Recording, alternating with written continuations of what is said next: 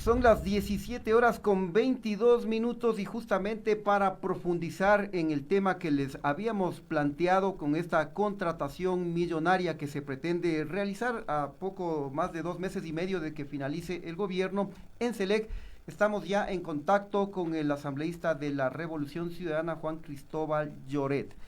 Buenas tardes, asambleísta, gracias por acompañarnos. Les saludamos Adrián Acosta y Andrés Durán. Quiero iniciar este diálogo consultándole qué tan viable es realizar este tipo de contrataciones millonarias a las puertas de la finalización de un gobierno. Muy buenas tardes, estimado Adrián, estimado Andrés, gracias por el espacio y por la posibilidad que nos brindan de dirigirnos al pueblo ecuatoriano a través de Pichincha Universal. Bueno, es lamentable lo que acabamos de ver y nos enteramos también gracias a procesos de investigación que hemos realizado desde la propia Asamblea Nacional que dan cuenta de la voluntad de ciertos funcionarios, a menos o un poco más de 2 meses de que termine este gobierno, de poder generar estos jugosos contratos, ¿no? Jugosos contratos que lo que buscan es renovar el sistema informático, dicen en la justificación del proyecto, en el caso de la SELEC, y para eso utilizan un régimen especial, que novedad, ¿no? Régimen especial, se apalancan en la empresa CNT, que es una empresa pública, pero esta a su vez no es que tiene la posibilidad o la capacidad de poder generar este programa, este software que están yendo a implementar en la SELEC, sino esta a su vez seguramente tendrá que ser otro jugoso contrato y millonario contrato con alguna otra empresa privada a nivel internacional. Y quizás eso es lo que nos llena de dudas en estos momentos, insisto, cerca de 60 días, un poco más de 60 días de que se termine este gobierno, hay algunos funcionarios que están muy presurosos de poder dejar contratando estos sistemas informáticos a través de este régimen especial, que es lo que nos llama la atención. Es por eso que hemos llevado adelante un proceso de fiscalización. Le hemos pedido al ministro de Energía y Recursos Renovables la posibilidad de que nos pueda responder acerca de las inquietudes que seguramente también lo tienen los ciudadanos con respecto a este contrato. Juan Cristóbal, un gusto saludarlo. Primero que nada, felicitarlo porque pocos los asambleístas en esta función legislativa que realmente han hecho fiscalización y han investigado casos que pueden presentar presuntas irregularidades. ¿Qué decir al respecto también de este régimen de contratación? Nosotros hemos realizado junto con Adrián algunas investigaciones en la que aparece de manera sistemática esta forma de contratación que es régimen especial. ¿Por qué razón no utilizar una licitación? ¿Por qué razón no utilizar un concurso público? ¿Por qué razón no utilizar la transparencia en este contexto para evidenciar que realmente lo único que se pretende es alcanzar a un proveedor que les pueda facilitar un tema, un requerimiento dentro de la institución? Que justamente son los temas que nos llaman la atención, ¿no? Cuando le escuchamos en el discurso al presidente Moreno, precisamente observar este tipo de régimen especial que seguramente no es uno de los regímenes más transparentes, decía él, y que por lo tanto él va a llevar adelante una serie de procesos o una serie de disposiciones que permitan prácticamente limitar este régimen especial, pero hoy vemos que a pocas horas, a pocos días de que se termine este gobierno, están haciendo totalmente lo contrario. Y quizás esto es coincidente o encontramos un común denominador quienes hemos estado ejerciendo las labores de fiscalización en la Asamblea Nacional y precisamente en estos últimos meses. No se olvide lo que quisieron hacer también con el Banco del Del Pacífico. Pacífico, Banco claro. del Pacífico, una entidad financiera de derecho público, bueno, cuyo accionista es la Corporación Financiera Nacional, principal accionista, intentaron, incluso están avanzando en un proceso sin la debida transparencia. Nosotros desde la Asamblea, con la asambleísta Lira Villalba y otros colegas de la bancada de la Revolución Ciudadana, hemos estado pendientes sobre todo de lo que pueda suceder con esta institución financiera.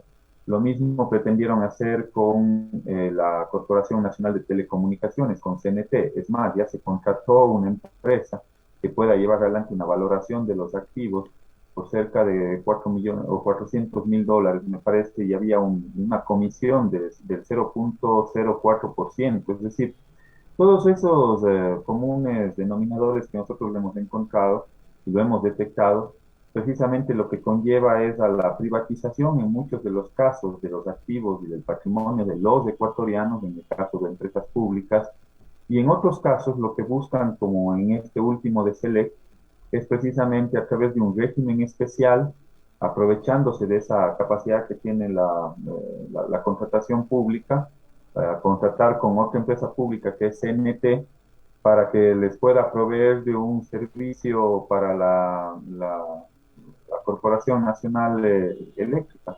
Entonces, pero esta a su vez, nosotros debemos entender qué es lo que está detrás. CNT no tiene la capacidad por sí sola, la empresa pública CNT, de poder llevar adelante la implementación de este sistema que requiere la Corporación Nacional Eléctrica, sino a su vez ellos tienen que contratar este servicio. Y seguramente ahí será otro jugoso contrato. Por lo que tengo entendido, estamos atrás de una empresa que es la empresa Ernst y Young. Quizás es una de las empresas multinacionales que podrían proveer de estos servicios a CNT, para estos a su vez subcontratarlo para contratar este servicio y enviarlo hacia la Corporación Nacional Eléctrica del Ecuador. Entonces, estos son los temas que están detrás. Yo Pero no sé CNT tiene la cuál es. posibilidad de subcontratar de esa manera, digo, servir como una especie de intermediario para que se facilite la contratación con un tercero y terminar beneficiando a ese tercero. ¿Hay la posibilidad jurídicamente hablando? Bueno, en términos jurídicos, sí, en el momento en el cual se justifique precisamente la capacidad que tiene la empresa de poder proveer este tipo de servicios. Esa capacidad yo creo que en este momento está en duda, si bien es cierto existe un informe que sustenta esta posible contratación de $5 millones para este nuevo sistema de Select. Sin embargo, no hemos visto, sobre todo a ciencia cierta, que la Corporación Nacional de Telecomunicaciones por sí sola tenga la posibilidad de poder implementar y poder generar este nuevo sistema dentro de Select. Por lo tanto, ellos van a requerir contratar a otra empresa internacional para que sea la proveedora. Esas son las figuras que utilizan lamentablemente ciertos funcionarios para poder llevar adelante un proceso de contratación. Eh, Juan Cristóbal, perdón que le interrumpa. Vamos a hacer un breve corte y luego retomamos este diálogo, por favor. Gracias Punto a todos. Noticias. Inicio del espacio publicitario. 31 minutos, retomamos el diálogo con el asambleísta Juan Cristóbal Lloret. Bueno, un hecho que preocupa y que, bueno, genera también ciertas sospechas es de que a último momento, para llevar adelante este proceso de contratación en Select, que aún no se ha concretado, pero que está en proceso, es que se haya sospechosamente modificado el plan operativo anual conocido como el POA, que pasó de 4.8 millones a 10.1 millones de dólares. ¿Qué tan usual es esto y por qué, digamos, este apuro de primero subir el presupuesto y luego dejar contratando y algo que va a regir para los próximos 5 años? ¿Cuál es el apuro? ¿Cómo mira usted esto, asambleísta? Gracias, Adrián. Quizás complemento hace un momento, Andrés nos hacía una consulta, si es que es factible, si es que es viable que un tercero pueda proveer Ujú. este servicio. Bueno, resulta que ese tercero, en este caso CNT, lo que va a colocar es una parte de su infraestructura, es decir, los servidores. Los servidores pueden representar el 10 o el 20% del total del proyecto, Ujú. de esos $5 millones que decían en un inicio, pero el 90% restante precisamente lo van a tener que contratar. Y de las empresas que podrían estar favorecidas con este jugoso contrato, efectivamente hay una empresa internacional que es la empresa Ernest Young, a la cual también le estamos haciendo un seguimiento. Es una empresa que ya ha tenido algunos otros contratos en el Ecuador. En todo caso, Perdón, Juan Cristóbal, que le interrumpa, una pequeña precisión nada más, ahora que menciona a Ernest y Young. Eh, Incluso Marta Moncayo lo había anunciado dentro de los posibles inversionistas que iban a cotizar a CNT cuando se pensaba vender este activo del Estado. ¿Es la misma empresa de la cual estamos hablando? es la misma empresa de la cual estamos hablando, ¿no? De acuerdo. Entonces ahí ya se puede entender cuál es la relación que se tiene con respecto a este contrato de SELEC a Ujú. través de CNT, que pondría aparentemente solo sus servidores, que sería entre el 10 o 20% del contrato, y el resto, el jugoso paquete, ese 90% restante, sería con una empresa internacional. Habría que ver si es que qué tan transparente ha sido ese proceso y precisamente hay que llegar hasta las últimas consecuencias con respecto a esta contratación. Ahora vamos a la siguiente pregunta. Hemos visto también con asombro cómo a través de un requerimiento interno de SELEC se plantea el poder generar una actualización del PAC, del Plan Anual de Contratación, y de su POA, y con presupuesto que aparentemente estaba en un inicio para un proyecto, para este proyecto específicamente de la contratación e implementación de un SaaS, un software como servicio.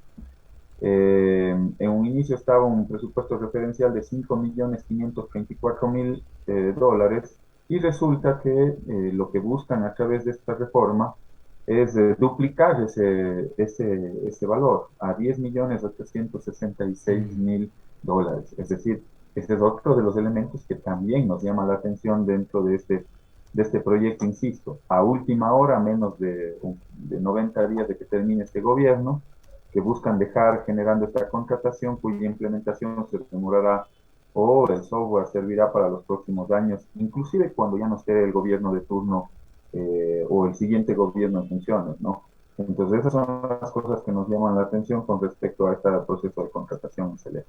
A Bueno, ver, sin duda en las empresas públicas es de manera constante de lo que se ha revisado en procesos anteriores, ellos realizan sí, subcontratos a empresas privadas y por ahí podría podría ir presentarse la mano. alguna novedad. Ahora, Juan Cristóbal, a mí lo que me preocupa también, usted ha hecho un pedido formal mediante un oficio, ha solicitado información al ministro de Energía René Ortiz para que se proporcione toda la documentación sobre este proceso. Sin embargo, me estaba acordando de que usted hizo un pedido de información hace ya muchos meses al Ministerio de Salud para que se proporcione información sobre la entrega irregular de carnets de discapacidad por parte de esa cartera de Estado que se habían entregado a entidades bancarias para burlar la ley, para de esa manera cumplir el 4% que dispone la ley de contratación de personal con discapacidad del total de la nómina. En ese caso recuerdo que lo que usted solicitó no fue atendido.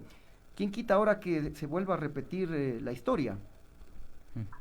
Sí, bueno, precisamente porque no fue atendido ese pedido y ese requerimiento de información, nuestra bancada, conjuntamente con otros elementos adicionales, presentó a través de nuestro colega asambleísta Pavel Muñoz un juicio político al ministro de Salud Pública, precisamente porque no han logrado transparentarle al país no solo esos elementos que están relacionados con el uso de carnet de discapacidad y de manera específica una institución financiera que aparentemente habría cometido un abuso en el uso de ese carnet de discapacidad, y sumado a otros elementos adicionales, derivaron a y que son de conocimiento público, ustedes lo saben, el uso o la implementación de las vacunas, la reducción del presupuesto en la salud, todas las negligencias. Hay más de 37.000 muertos en exceso en el Ecuador, somos el peor país después del Perú de América Latina en el manejo de la pandemia.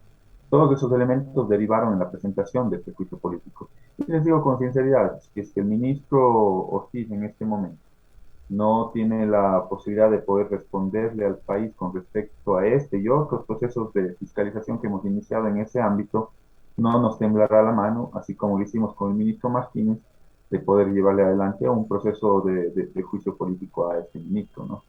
Es decir, de a poco vamos viendo que el dedo de la corrupción estaría apuntando a Moreno, a su círculo cercano, a su círculo familiar, y, por supuesto, a quienes han gobernado este país. El dedo de la corrupción cada vez apunta más a Moreno y a su entorno de, familiar y, por supuesto, su equipo de trabajo. Y eso es lo que es nuestra obligación como asambleístas, sacar a la luz y sobre todo aquellas acciones que podrían derivar en procesos de juicio político y no nos temblará la mano para poder llevar adelante ese proceso de fiscalización, ¿no? Estimado Juan Cristóbal, me gustaría que nos ayude con una reflexión en torno a la lucha contra la corrupción, dado que lamentablemente en el perifoneo mediático, en los argumentos que posicionan los medios de comunicación, fuertemente se trata de indilgar a los políticos, al servicio público, pero muchas veces no nos damos cuenta de los agentes privados que operan alrededor. Le comentamos brevemente un caso que nosotros estamos investigando junto con Adrián, que tiene que ver cómo el BidInvest benefició a ciertos bancos privados, entre ellos uno de los bancos es tiene como principal accionista hoy candidato a la presidencia de la República. Y también otros agentes privados, o el incremento del patrimonio y la facturación de grandes empresas y monopolios que hoy controlan el mercado. ¿Qué decir al respecto de estos agentes? Porque la corrupción evidentemente tiene un doble rostro, es una moneda de dos caras, y muchas veces se indilga al político o al servidor público. Una breve reflexión para ir cerrando esta entrevista, por favor. Muchas gracias, Andrés, y es importante esa reflexión porque hay que entender este mal de la corrupción quizás como un mal endémico de las sociedades, es decir, eh, para poder combatir adecuadamente la corrupción no solo se necesita un marco jurídico regulatorio, que lo tenemos en el Ecuador, la serie de reformas que se han llevado al Código Orgánico Integral Penal y una serie de leyes adicionales, la ley de extinción de dominio y otros instrumentos jurídicos. También se necesita política pública, pero hay que entender que ese mal de la corrupción, ese mal endémico de las sociedades, no solo está presente en el ámbito público, también está presente y en gran medida o en la misma medida en el sector privado. Y esa es una forma importante también de poder sacar a la luz, lamentablemente, ciertos medios de comunicación, no todos, pero ciertos medios de comunicación lo que han hecho, sobre todo en estos últimos 3 años, es tratar de endilgarle únicamente y exclusivamente esa responsabilidad a los actores políticos. Y yo me pregunto, detrás de esa coima, detrás de ese jugoso contrato, detrás de ese proceso inusual de contratación o direccionado, ¿acaso no está un actor privado? Por supuesto que sí. Uh-huh. Y esos actores privados, muy posiblemente, muchos de ellos, o en su gran mayoría, tienen escondidos precisamente sus grandes recursos o sus grandes fortunas. Usted se refería a un actor político que hoy está de candidato a la presidencia de la República. Si bien es cierto, él no tiene por mandato legal la posibilidad de tener sus bienes a nombre de él en empresas en paraísos fiscales, pero en su debido tiempo lo tuvo. Y ante las restricciones de ley que se implementaron en el Ecuador, tuvo que cambiar esos bienes a nombres de terceros, a nombres de sus familiares y demás. Pero no es que ha tenido, no es que ha tenido la voluntad de deshacerse de esas empresas en paraísos fiscales, sino las ha puesto a nombre de terceros. Y así utilizan esos escudos o guaridas fiscales precisamente para pagar menos impuestos, precisamente para llevar esos recursos y dicen que le quieren tanto al país y que están buscando el desarrollo, que están buscando las mejores inversiones o mejores circunstancias para su país. Es muy fácil, traigan sus recursos que tienen en empresas en paraísos fiscales e inviértanlos en el Ecuador. Usted no va a ver a ninguno de los compañeros, ni asambleístas, ni figuras de la Revolución Ciudadana, que tienen sus empresas en paraísos fiscales, por ejemplo, estimado Adrián o estimado Andrés. No lo va a ver, porque precisamente nosotros nos hemos encargado de combatir aquellas guaridas fiscales, porque no deberían ni siquiera llamarse paraísos, sino guaridas fiscales, porque ahí es donde se esconde la plata de la corrupción, la plata precisamente de la evasión, la plata de la elusión fiscal, y eso hay que entenderlo. Y quienes lo hacen precisamente son actores privados. Son actores privados. Revise los grandes grupos económicos a nivel nacional, revisemos los grandes grupos económicos a nivel nacional, y usted se va a encontrar una verdadera red de empresas que se encuentran domiciliadas en paraísos fiscales. ¿Para qué? Para pagar menos impuestos aquí en el Ecuador. usted contrata una consultoría, como ve que ha crecido en ventas y va a tener altas utilidades en este año, lo que hace es contratar una consultoría de una empresa suya mismo que esté en un paraíso fiscal, le paga a esa empresa y aquí disminuye su impuesto a la renta, pues, y transfiere esos recursos hacia otra empresa en un paraíso fiscal. Así De acuerdo. funcionan las monedas o paraísos fiscales. Y eso está en manos de los actores privados. Bien. Muy bien. Muchas Queremos gracias, Juan agradecerle, sí. Cristóbal. Juan Cristóbal, se nos ha terminado lamentablemente el tiempo y este tema de los paraísos fiscales sin duda pues amerita tratarlo a profundidad y le comprometemos, Juan Cristóbal, para analizar este tema en una próxima ocasión. Muchas gracias, con todo gusto. Más bien, no tenía datos a la mano, pero sí tengo una amplia investigación de lo que De significan acuerdo. los paraísos fiscales para el país y sobre todo para la economía del Ecuador. Con todo gusto, les agradezco a ustedes por el espacio y que bueno, les felicito a Pichincha Universal, a usted, Adrián, Andrés, por sacar a la luz precisamente estos temas que normalmente no se los ve en los grandes medios de comunicación o en los medios corporativos de comunicación. Muchas Felicitaciones a gracias. ustedes y a sus órdenes. Muchas gracias. Muy amable, Juan Cristóbal. En una próxima tendremos un encuentro para seguir tratando temas. Avancemos entonces, querido Ronnie.